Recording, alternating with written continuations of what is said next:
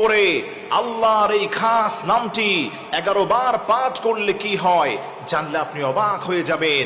সমস্ত বিপদ মুসিবত আল্লাহ দূর করে দিবেন, ক্রাইসিস থেকে আল্লাহ আপনাকে উদ্ধার করবেন।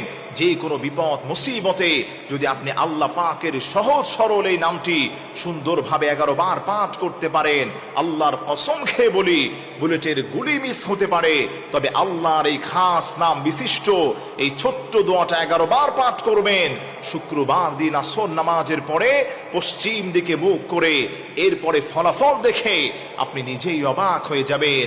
আমার প্রিয় ভাইয়েরা, আমার প্রিয় মা বোনেরা, সময়টা মনে রাখবেন, শুক্রবার জুমার দিন আসরের নামাজের পরে।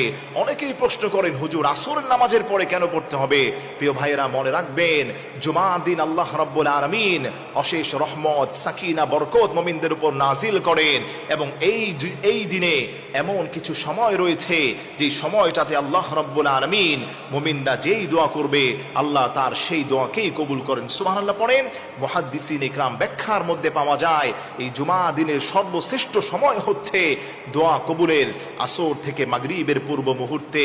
আপনি আসর নামাজের পরে সুন্দর করে আপনার ওই নামাজের স্থানে বসে ডান বামে কোনো মনোযোগ না দিয়ে আল্লাহর উপর ভরসা করে কেবলামুখী হয়ে পশ্চিম দিকে মুখ করে আপনি শুক্রবার দিন নবীজির উপর দুরূদ শরীফ পড়ার পরে হাতে গুনে গুনে আপনি 11 বার পড়বেন, আগিসনি ইয়া রহমান, আগিসনি ইয়া রহমান, আগিসনি ইয়া রহমান। হে দয়াময় আল্লাহ, হে দয়াময় রহমান, আপনি আমাকে সাহায্য করেন।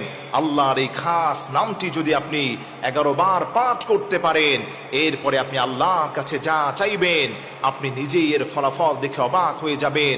অনেকেই আছেন অনেক বিপদ আপদে আছেন, অনেকেই